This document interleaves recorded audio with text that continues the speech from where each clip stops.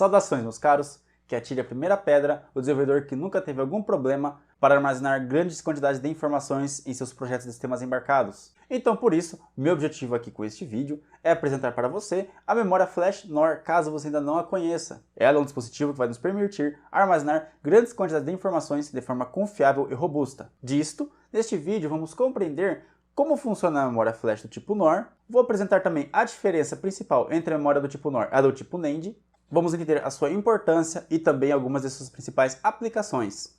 Vamos dar uma olhada também na sua documentação e as principais informações que devemos buscar em um datasheet. E é claro que vamos ver um exemplo de como utilizá-la e vou também apresentar para você uma biblioteca que você pode utilizar em seus futuros projetos. Então já aproveita, deixa o like no vídeo, porque o vídeo de hoje é muito bom e se você quiser, já se inscreva no canal para ficar atento às novidades que vêm por aí. Então sem mais conversa, vamos começar! Mas antes, como sempre, deixa eu dar um recadinho bem rápido aqui para você. Se você quer se tornar desenvolvedor de software embarcado profissional, confira aqui embaixo um curso que eu desenvolvi e disponibilizei lá na Udemy. É um curso no qual eu utilizo o STM32F411 e lá eu trago dicas essenciais para você que quer ser um desenvolvedor profissional. Então depois do vídeo, confere lá e bora lá!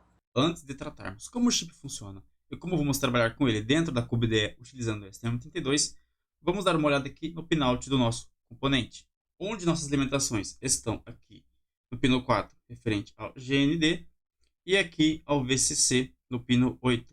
Tá? Vamos tratar com esses terminais aqui, IO3 e IO2. Tá? São dois terminais referentes ao CAD SPI. Não vamos trabalhar com eles, porque vamos trabalhar no modo comum de SPI. E bom, como já adiantei, esse chip ele trabalha com comunicação do tipo SPI. Vamos dar uma melhor olhada quando formos analisar o datasheet como um todo. Bom, temos então o terminal de clock, de DI, que é Data Input, e o DO, que é o Data Output, respectivamente, nos terminais 6, 5 e 2. Tá? Vamos então analisar aqui na documentação mais abaixo. Em sequência aqui, detalha também um pouco mais do Chip Select, que eu não citei lá em cima, né? Esqueci de falar dele, mas a gente tem o Chip Select no pino 1. Temos aqui o Data Output, como ele está descrevendo aqui, Data Output.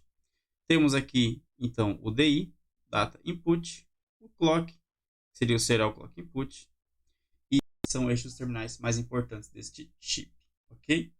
Vamos então agora partir para o datasheet completo no computador, tá? Não vou mostrar impresso, porque o datasheet é um pouco grande e não ia convém imprimir e mostrar. Então acredito que seja melhor a gente apresentar o PDF na máquina mesmo, ok? Estamos aqui então com a documentação aberta. Já de cara podemos ver que a W25Q64 é uma memória de 8 MB. E aqui já entra, né, que refere-se a uma memória flash serial. Temos aqui também a tensão de operação, 2.7 a 3.6 volts. Essa é uma informação muito importante para você tomar cuidado para não alimentar sua memória com uma tensão de, por exemplo, 5 volts e acabar danificando o dispositivo. Aqui temos também falando sobre a organização da memória, vamos ver mais sobre isso logo em sequência, tá? Temos aqui 32.768 páginas programáveis, onde cada página possui 256 bytes, tá? A memória flash, né, a NOR, ela possui essa divisão da memória, tá?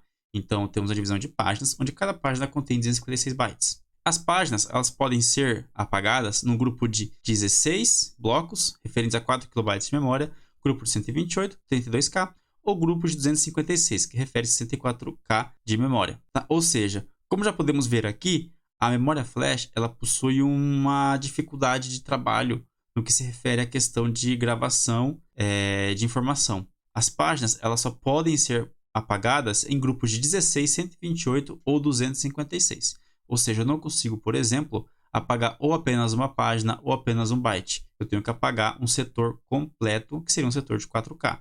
Aqui em sequência fala sobre a comunicação, né? Ela trabalha através da Serial Peripheral Interface, ou SPI, e suporta também, né, um clock de até 133 MHz, o que é uma frequência bem alta. O dispositivo também possui um ID chamado de ID JDEC, que seria um ID padrão. Aqui teremos mais algumas informações, de forma resumida, né, o que seriam as suas features, né?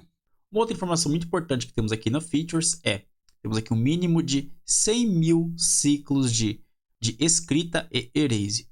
Ou seja, eu posso programar um mesmo setor no máximo por 100.000 vezes. Cada vez que eu vou lá e dou um erase na minha memória, eu estou perdendo um ciclo de uso dela.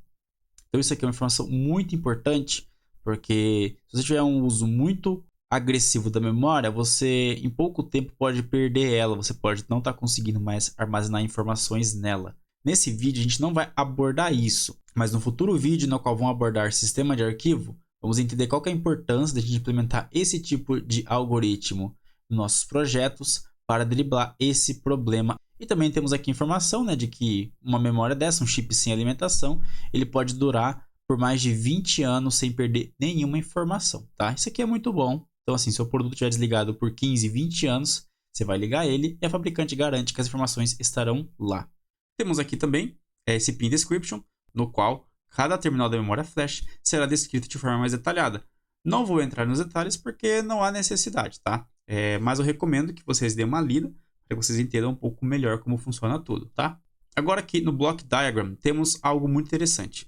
Aqui podemos ver como funciona a divisão da memória na nossa flash, tá?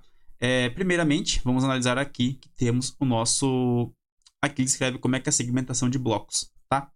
Temos aqui, né, um setor, no caso o setor 0 de 4K, e vemos que ele vai do endereço 0 até 0FFF, que representa 4 KB ou 4.096 bytes. E quando temos 16 setores de 4K, temos então um bloco, tá? Um bloco refere-se a 64K de memória. E dentro de cada setor, temos uma página, tá? Temos aqui, né, de 0 a 0F00, tá? Isso aqui é referente a uma página, ou seja, 256 bytes. Cada setor possui 16 páginas e cada bloco possui 16 setores. Essa é a forma de divisão da memória. Tanto que é por isso que tem essa questão do erase, tá? E aí temos também aqui o total, né? A W25, que é 64, ela possui um total de 128 blocos, tá? O que vai nos totalizar 8 MB de memória. Então, como a gente pode ver aqui, é tudo setorizado. Uma característica da memória flash NOR, que eu já vou trazer para você, o que diferencia da memória flash NAND, é que a flash NOR, você pode ler bytes ou escrever bytes de forma individual. Tipo, você pode escrever 1 byte, 10 bytes, 16, 32, até 256 dentro de uma mesma página. Enquanto memórias do tipo NAND, elas possuem uma estrutura diferente. Você só pode fazer a leitura em blocos. Dependendo do modelo de memória, por exemplo, seria como se você pudesse apenas escrever ou ler 64 bytes de uma vez, jamais podendo escrever ou ler individualmente. Vou colocar na tela a diferença de estrutura de memória do tipo Flash, NOR e NAND. Vocês vão ver que a memória do tipo Flash NOR, ela possui a parte de dados independentes entre si, enquanto que na Flash NAND, o barramento de dados é compartilhado entre as mesmas. Descendo mais no datasheet, temos bastante descrição das instruções da SPI. Bom, aqui temos a parte também de Status e Configuration Register. Vamos dar uma olhada nesse Status Register, que isso aqui é importante para a gente, tá? Esse Status Register possui 2 bits que são muito importantes para a gente, que é Erase e Write in Progress, tá? No Status Register, temos um bit que é muito importante para a gente, que é Erase Write in Progress. Este bit, ele indica para a gente se uma operação de escrita ou leitura está em progresso, pois a nossa memória requer um tempo para que ela realize uma escrita e principalmente o erase, no qual ele é um pouco mais lento. Então esse bit é importante que a gente monitore durante o programa. Já aqui no capítulo 8, chegamos nas instruções. Temos aqui então um descritivo das instruções do nosso chip e algumas definições, tá? Como já aqui está em sequência, temos esse Manufacturer and Device Information, tá? Isso aqui é importante para a gente no momento de for identificar a memória que está ligada ao nosso microcontrolador, tá? A gente pode, através, né, desse primeiro byte, identificar o fabricante. Esse símbolo EF indica que é da Winbond, tá? Cada fabricante possui seu código. E do ID 15 ao ID 0, né, referente à instrução 9F, tá? Só lembrando aqui, né, a gente vai ver, mas 9F é o JDEC ID. A gente tem que ler esse ID, que ele é mais universal. Temos aqui o código 4017, onde 40 vai se referir ao modelo e 17 à densidade da memória, tá? Esse 4017 vai nos indicar que temos então uma W25Q64JV. Então, com isso a gente pode saber precisamente o tamanho da memória. Então, independente da memória que seja ligada em um produto, né? No caso, a gente pode ter algum produto que tenha mais memória ou tenha menos memória. Essa identificação ela pode ser feita de forma automática graças a essa instrução. E na página seguinte, então, temos o Instruction Set. Tá? As mais importantes para a gente são a Write Enable, que é a instrução que irá habilitar a escrita. Temos aqui a JDEC ID do código 9F, como eu já havia mostrado, que ela vai retornar 3 bytes. Temos a Read Data em Fast Read, tá? Basicamente a mesma coisa as duas funções, só que essa daqui ela, em tese, tem uma leitura um pouco mais rápida. Temos a Page Program, que é onde a gente vai fazer a gravação dos bytes da memória. Temos aqui então as 4 instruções relacionadas a erase da memória. Temos a Sector Erase de 4K, Block Erase e uma outra Block Erase, uma de 32K e outra de 64K. E temos aqui, por fim, a Chip Erase, onde essa aqui ela vai apagar toda a nossa memória, tá? Desde o endereço inicial até o endereço final. Temos também aqui a Read Status Register, né? No caso, Status Register 1. Esta aqui é bastante importante para a gente, igual eu comentei, para a gente estar monitorando aquele bit de buzz. E temos aqui também mais 2 funções um pouco mais de usos mais específicos, tá? Que eu acho legal a gente citar. A gente tem aqui a Power Down, que é o código B9, no qual a gente coloca a nossa memória flash em Deep Power Down, tendo um consumo de em torno de 1 microampere. E temos aqui, por fim, a Release Power Down, no qual ela vai acordar o nosso microcontrolador, no qual ela vai acordar a nossa memória flash do Sleep. Como vocês podem ver, temos diversas outras instruções aqui. No entanto, as mais importantes e relevantes para os nossos trabalhos são essas que eu grifei. Enfim, teremos então lá para baixo as instruções, tá? Não irei entrar em detalhes agora para não ficar muita informação de uma vez, tá? Que eu vou fazer? Vamos começar a trabalhar com a memória flash, pouco a pouco, tá? Na protoboard que eu já vou mostrar para você como é que está montado. Vou apresentar de uma biblioteca que está lá no meu repositório do Git, tá? E vamos fazer passo a passo e daí a gente pode vir e olhar o comando quando houver necessidade. E com isso vamos fazendo passo a passo para que você entenda como essa memória ela funciona, tá? Eu acho isso muito importante para que tenhamos a compreensão completa da memória. Uma outra informação aqui que eu estava pulando, eu acho muito importante eu falar para você, é que é o seguinte, tá? Como é que a gente configura a SPI para funcionar com a memória flash, tá? A SPI não tem muita configuração, mas ela possui o modo de operação, que é referido à fase e à sua polaridade, tá? A SPI, ela suporta, no caso do W2564, o modo 0, no qual a gente tem a polaridade 0, né? No qual a gente possui a polaridade do clock em 0 e a fase em 0, e também o modo 3, com polaridade do clock 1 e fase em 1, tá? Se você não sabe exatamente o que é isso, dê uma pesquisada sobre SPI Modes, tá? A gente tem o modo 0, 1, 2 e 3. Então vamos fazer o seguinte, a documentação eu vou manter aqui aberta e eu vou mostrar a protoboard para vocês rapidamente, de como ela está montada, ok? Vamos começar a programar a nossa memória para vocês entenderem como funciona e ao final vamos fazer aquela aplicaçãozinha que eu comentei, tá? De ter retenção de dados. Para o nosso exemplo, vamos utilizar aqui uma Blackpill. Por que eu estou utilizando a Blackpill para este exemplo e não a F103, tá? Por questões de eu ter apenas o chip assim, né, solto, sem ser em uma breakout board, vou colocar na tela uma foto de uma breakout board que você pode encontrar facilmente para comprar na internet. A Blackpill, embaixo, ela permite que eu solde uma memória, tá? Que elas podem suportar uma EEPROM ou uma flash. Vou soldar a flash aqui embaixo para ficar mais fácil para mim trabalhar. Mas você pode utilizar um F103 e não terá nenhum problema junto com uma breakout board, tá? Eu vou soldar aqui, já vou mostrar para você ela montada e a placa para você entender o que eu vou fazer. Bom, estou aqui com a protoboard montada, tá? A flash está soldada aqui embaixo. Não vou tirar agora para mostrar porque não tem necessidade. Simplesmente soldei a memória aqui.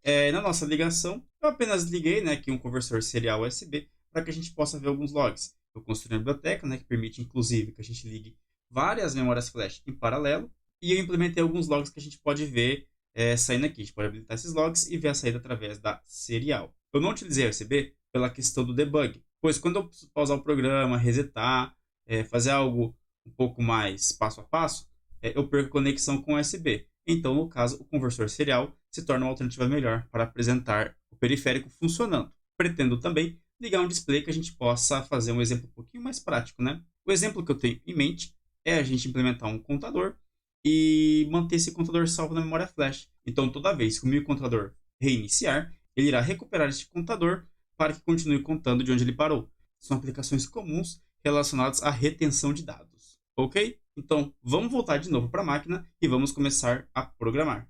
Bom, já estou aqui com o projeto aberto. Fiz algumas configurações básicas como o clock e a parte de debug. Configurei só mostrando aqui para 100 MHz, a frequência máxima. A gente não tem necessidade aqui de ficar economizando, né? Não precisa. Vamos então agora configurar a memória flash. Bom, a Blackpill ela tem uma documentação que fornece para mim as ligações ali da placa. Bom, eu já vou então colocando aqui. Temos aqui então, né, na PA4, nosso chip select. Vou configurar como output. Já vou vir aqui e mudar o nome para W25 chip select. E a partir da PA5, PA6 e até a PA7, temos os pinos da SPI. Eu já vou configurar aqueles previamente, né? SPI1 CCK. Temos aqui também MISO e o mouse. Beleza, agora vamos vir aqui configurar o periférico. Vamos aqui na SPI1. Vamos habilitar para Full Duplex Master. Vou aumentar aqui um pouquinho, tá? Um pouco. Vou configurar o Prescaler para não ficar tão rápido, tá? Vou configurar aqui o Prescaler para atingir em torno de 10 megabits, 12 megabits por segundo. Apesar da nossa memória suportar até 133 megabits por segundo, vou optar por uma frequência um pouquinho menor, pois no próximo vídeo vamos ver como melhorar o desempenho da memória do tipo flash. E para tal, vou utilizar o analisador lógico para que a gente observe o sinal. Então, para evitar que a gente tenha algum problema na leitura do analisador lógico, eu já vou deixar a velocidade um pouquinho menor. Mas aqui você conseguiria, no caso da placa, né, como não está muito longe, você consegue 50 megabits tranquilamente, tá? Agora vamos então configurar a UART para que a gente tenha a saída de log, tá? Bom, ali eu vou estar utilizando a porta PA9 como saída, tá? Não vou ligar RX porque já vai utilizar apenas transmissão. Então eu vou vir aqui já na USART1, vou configurá-la para o modo assíncrono. Vou manter o baud rate em 115.200 e vou colocar o data direction apenas para transmissor, tá? Transmit only. Bom, troquei aqui para single wire para ele não utilizar a PA10, tá? Vou deixar a PA10 sem nada porque não há necessidade. Agora, a única coisa que falta configurar, por fim, é a GPIO do chip select. A gente esqueceu aqui de colocar, né, inicializar em nível alto. É bom a gente inicializar garantindo que a flash vai estar desabilitada. E vamos colocar o output speed para very high. Vou salvar e gerar o código, tá? O que eu vou estar fazendo aqui também? Eu já vou estar configurando também a parte do repositório Git, para que depois vocês tenham acesso a todo esse código de forma fácil, tá? Eu vou deixar ele gerar o código e já retorno com tudo devidamente configurado. Perfeito. Já configurei então a parte de Git, como a gente pode conferir aqui, tá? E o código está limpo. Bom, agora eu vou apresentar aqui a biblioteca para vocês, tá? Que é essa NOR Flash Driver. Vou colocar o link para que vocês tenham acesso a ela, tá? Não está completo algumas coisas, ainda tem bastante coisa a fazer, documentar o código, mas isso eu vou soltando aos poucos e vocês aprendendo a mexer, vocês vão ver que é bem simples. Na verdade, essa biblioteca ela é bem simples de utilizar, nem um pouco difícil. Bom, primeiramente eu vou clonar ela lá. Vamos clonar como submódulo. Novamente, se você não conhece sobre submódulo, confira então o meu vídeo sobre submódulos e aprenda mais e entenda exatamente como funciona. E sugiro também que vocês vejam o vídeo sobre eGit. Bom, vou acelerar o vídeo enquanto adiciono submódulo.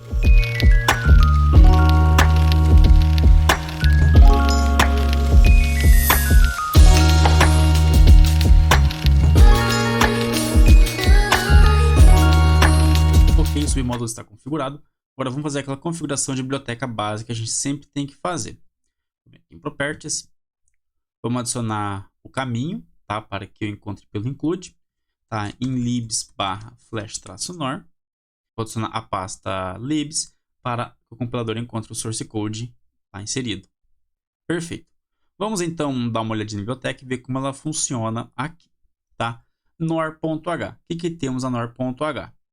Bom, novamente, lá embaixo temos aqui alguns enumerates e vamos ter também a nossa estrutura, a nor_t, tá? Aqui a gente tem bastante coisa, só que a única coisa que precisamos prover é este config.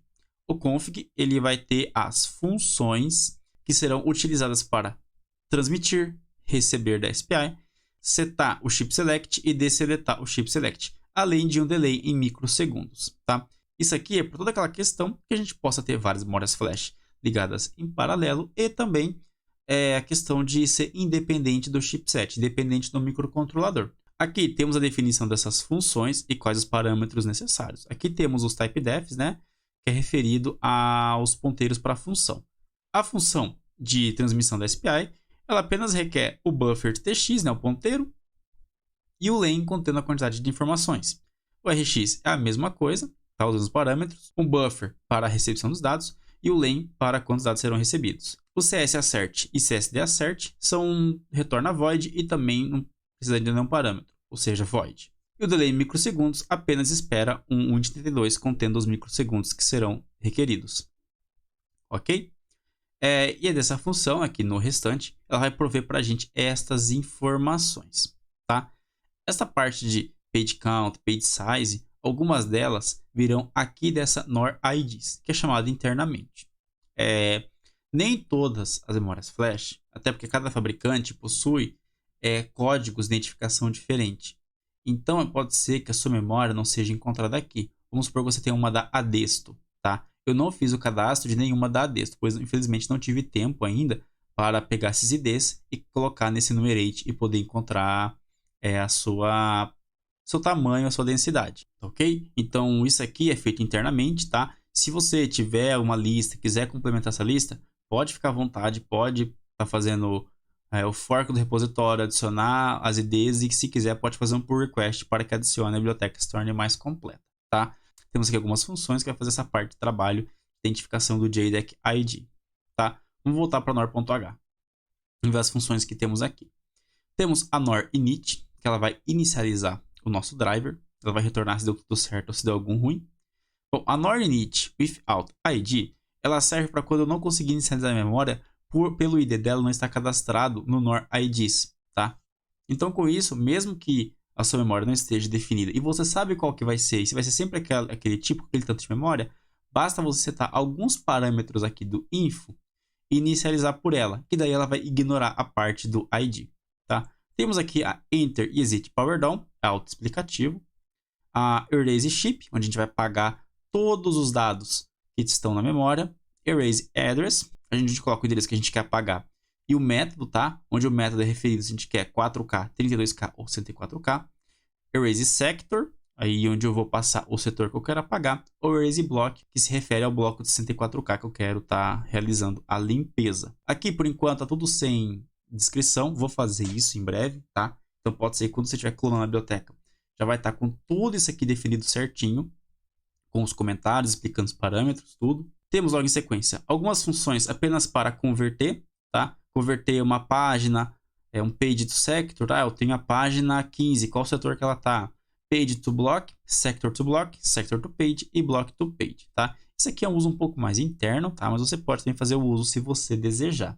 Temos aqui 3 funções para verificar se uma página, um setor ou um bloco estão limpos, né? Ou seja, estão apenas com dados do tipo FF. Tá? A gente vai ver que a memória flash, quando ela está apagada, ela tem o valor FF. E aqui você vai fornecer, no caso, o page, sector e o block. Um offset, né? Quantos bytes você quer pular, né? Por exemplo, página 1 com 10 bytes de offset, né? Eu quero começar a partir do byte número 10. E quantos bytes que eu vou estar fazendo a checagem. Isso valendo tanto para página, setor e bloco. Temos também aqui as funções de escrita. Posso fazer escrita em bytes, né? Eu quero escrever um vetor de 200, 300, 400 bytes, né? Qual o endereço que eu quero começar e quantos bytes eu quero escrever, tá? Lembrando, tem toda aquela questão de limitação da página. Só que essa função internamente, ela já lida com isso.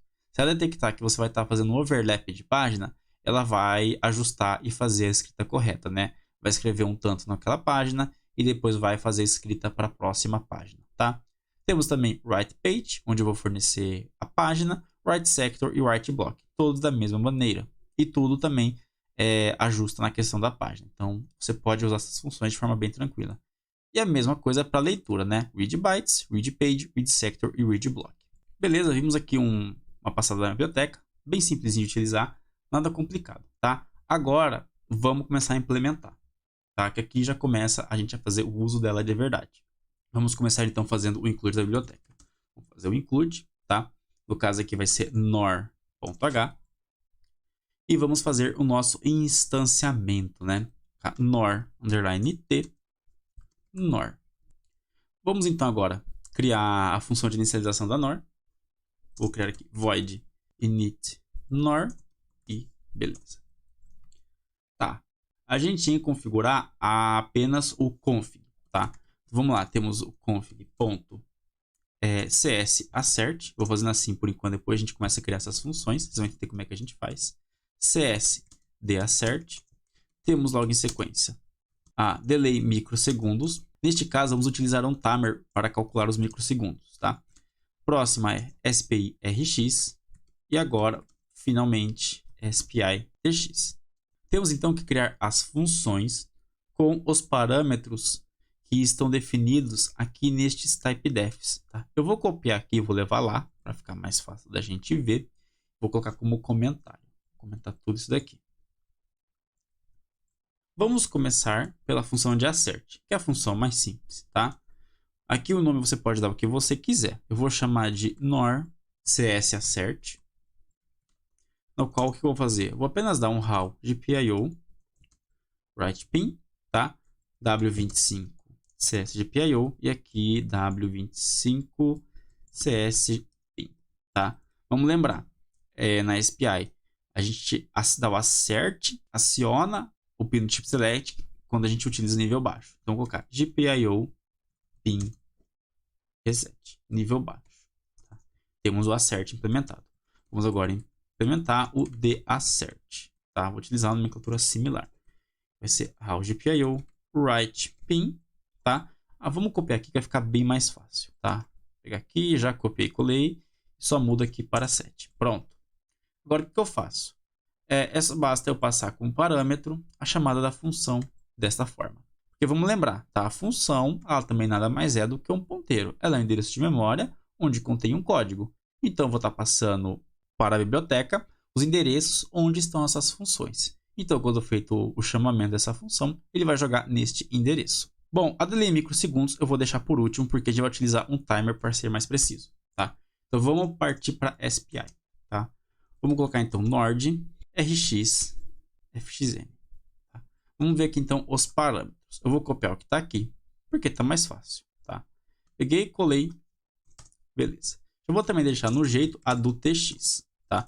nor TX FXN. E vou copiar aqui os parâmetros. Beleza. Então vamos lá, nor RX. Vamos chamar então a raw SPI receive. HSPI1, o nosso buffer, o size vai ser o próprio lane, timeout vou colocar em 100. Perfeito, tá?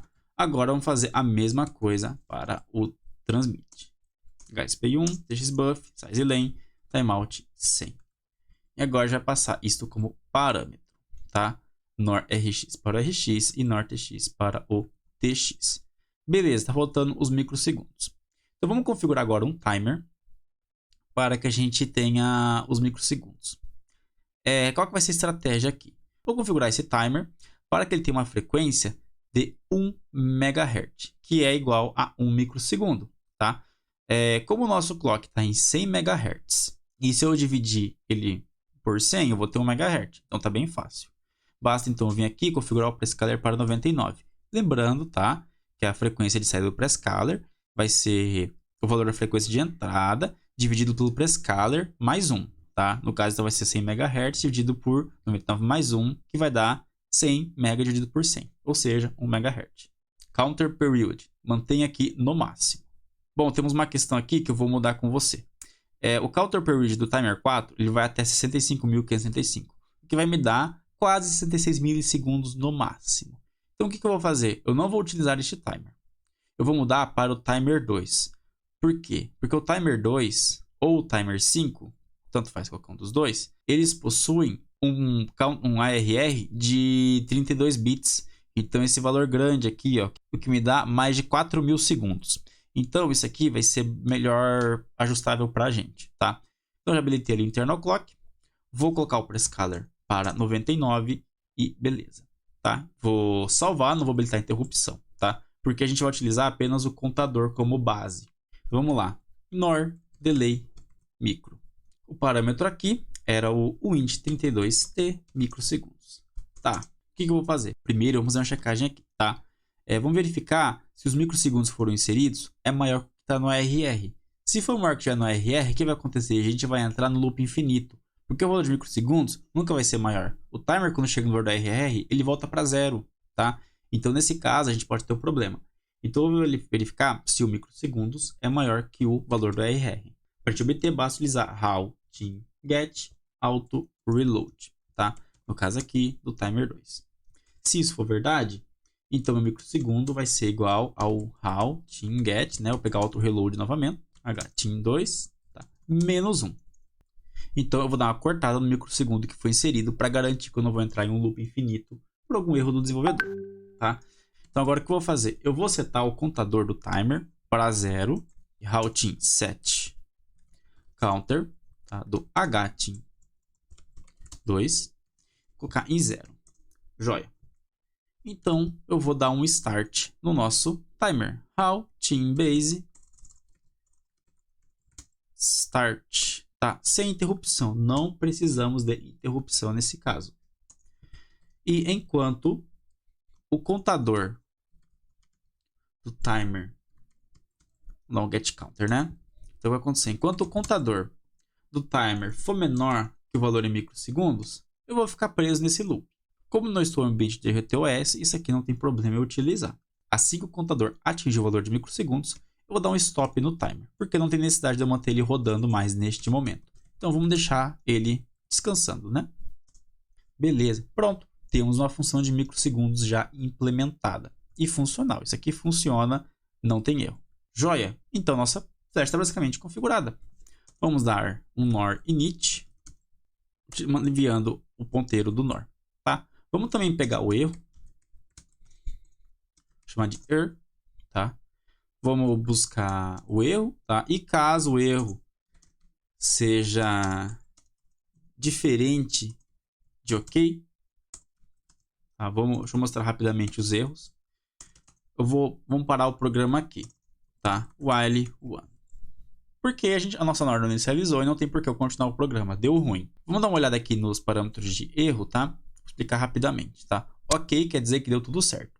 Fail é que houve uma falha inesperada, tá? Uma falha que não está sendo definida. Invalid parameter indica que quando eu insiro o parâmetro de uma função, algum dos parâmetros está incorreto. No caso da init, se eu não mandar todos esses parâmetros corretamente, detectar um null aqui, por exemplo, ele vai dar um erro, tá? Que é um invalid parameters. No memory found, se eu dar um init e ele não encontrar a memória, não conseguir ler nada, tipo, não tem nada no barramento, ele vai retornar isso aqui. O no device indica que aquele device ID é desconhecido. Out of range vai indicar que eu estou querendo escrever ou ler de um endereço que é maior que a da minha memória. Então vamos supor que eu quero ler no endereço que refere-se a 10 MB e minha memória de 4 MB. Então ele vai mandar um out of range. Not initialized. Por exemplo, se eu quiser fazer uma escrita e eu não ter chamado o nor init antes, ele vai retornar esse erro, tá? Está indicando para mim que a memória não foi inicializada. Meu driver ainda não foi, eu não dei o init. Region is not empty. Quando eu mando um is empty, né? Estou checando se aquela região é vazia e essa região não é vazia, né? Existe informação nela, ele vai retornar essa informação para mim. Nor is locked é se ela estiver travada, tá? Basicamente isso. Nor on no quer dizer que um erro inesperado aconteceu, tá? Não foi possível determinar o que foi. Perfeito, tá? Nossa memória foi inicializada. Eu vou fazer o debug aqui. Vamos ver passo a passo a leitura dos parâmetros acontecendo, tá? Vou colocar um breakpoint, vou fazer o build e vou iniciar o debug. Beleza? Compilou, tá? Algo que eu estava esquecendo aqui. A biblioteca aqui no ponto C, ela tem a questão do debug, tá? Ela tem um printf interno. Só que esse printf pode ser desabilitado para ter economia de memória. Na aplicação que você vai lançar, não tem por que você fazer o printf. Então, aqui a gente vai ter que fazer a definição de nor debug. Como é que a gente faz isso? Botão direito aqui no projeto. Vamos em propriedades. C++ build. Vamos em settings. E aqui em GCC compiler, vamos na opção pré-processor. Basta vir aqui, adicionar o parâmetro nor debug. Apply and close. Vamos ver que já vai mudar aqui. Já está com o printf linkando ao printf, tá? Também estava esquecendo aqui de fazer o redirecionamento do printf no STM, tá? Como é que a gente vai fazer isso? A gente vai fazer a substituição numa função chamada IOPutChar. Vou copiar ela aqui, vou colocá-la aqui para baixo para ficar mais escondido. Aqui no User Code Bing 4 eu vou colocar IOPutChar, tá? Essa função ela vai substituir uma chamada que tem lá no syscall. E ela vai substituir o printf, tá? Então o printf vai ser direcionado para a transmissão da UART, ok? Então vou pegar aqui a minha UART1, vai mandar o caractere que está vindo, um caractere só, né? Guardar 10 milissegundos. Vou dar um build aqui novamente, tá esquecendo. Bom, o debugger já está aqui, tá ligado? Não vou estar ligando a câmera porque não tem necessidade. Vou soltar aqui, ele vai parar aqui no NOR init, como a gente pode ver. Também vou fazer o seguinte, já estou aqui com o modo serial ligado. Vou configurar aqui o nossa porta USB, beleza, CD15200, certinho. Vou conectar e as informações vão aparecer aqui logo em sequência. E vamos colocar na Live Expression também a nossa variável NOR. Vejam que ela já está inicializada, né, o config. A gente pode abrir aqui e ver as informações que tem ali, tá? Veja o que temos de informação aqui no config, né, CSSCert, CSDSCert, assim por diante. Temos aqui, ó, endereços 0x8000-5D9. Aqui é o endereço da NOR-TX-FXN. E assim por diante, tá? Então, no fim, tudo se resume em endereço dentro do microcontrolador, tá? Repare também que agora todos os campos estão vazios. E após a inicialização, eles serão preenchidos. Vamos entrar aqui, então, na NOR init. Ele vai fazer algumas checagens, tá? Como eu comentei, ele vai retornar NOR invalid parameters caso alguma dessas funções seja null, ok? E aqui já vai começar a comunicar. No primeiro momento, ele vai dar um comando de wake up para garantir que a memória não está em power down. E aqui ele vai dar um read ID. Tá, vamos entrar aqui dentro. E ele vai mandar o comando, ó, nor JDEC ID. Vamos ver como é que ela funciona, tá? Vou voltar para a documentação e vamos ver a função de JDEC ID. Read JDEC ID 9F. Tanto que está aqui, né? Ele fala que essa função está aqui por razões de compatibilidade. O JDEC Assign, o JDEC ID vai retornar o ID do fabricante e 2 bytes referentes ao device, onde um é o tipo de memória, né? Um byte refere-se ao tipo de memória e o outro refere-se à capacidade. Aqui temos então o sinal que vai circular pela SPI. Temos o chip select no painel nível baixo. No primeiro momento, é enviado a instrução através do data input. No caso, seria o mouse, né? Que seria a saída do master. Após mandar a instrução 9F, é feita a leitura. Vindo primeiramente o Manufacturer ID, o Memory Type e o Capacity, que refere-se à capacidade de memória ou à densidade. Então, ele vai estar executando este comando e vai retornar um ID. Se eu passar o mouse aqui sobre o ID, já temos aqui então, ó, 1740 EF, que bate com o que a gente viu, né? Principalmente aqui o EF, que é o primeiro byte. Ele vai sair dessa função, vai verificar que é um valor válido, vai obter o fabricante, lá embaixo já vai aparecer, já detectou que o fabricante é a Winbond, vai identificar o modelo, tá? O modelo identificou que é uma W25X64, tá? Que eu não estou fazendo distinção dessa letra do meio. Depois, ele vai fazer a leitura do Unique ID, que ele retornou, né, um valor bem grande. Isso aqui é o ID único da memória. E agora ele vai obter quantos blocos possui, tá? Isso aqui é essa get blocks, né? Ele vai fazer uma continha aqui e vai descobrir quantos blocos possui de densidade a nossa memória. Vou sair dessa função, tá? Que não tem necessidade de a gente ficar olhando.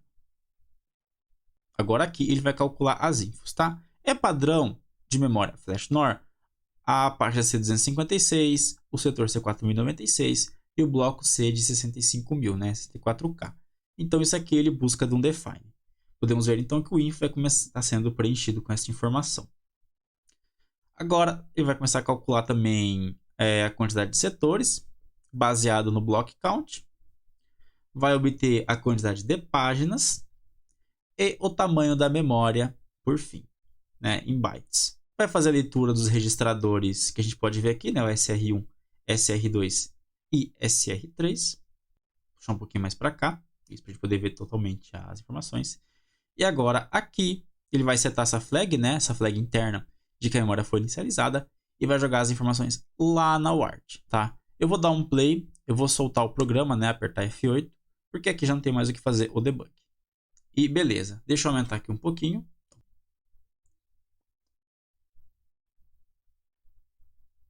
Joia. Então aqui na inicialização, né, como eu habilitei o printf, Então ele soltou para mim essas informações que a gente viu ali no debug. Temos aqui o JDEC ID, Unique ID, Page Size, Sector Size, quantidade de páginas, né? Temos 32 mil páginas, 2.000 setores e 128 blocos. E tá batendo tudo que a gente viu lá na documentação. E por fim, a sua capacidade de 8 MB.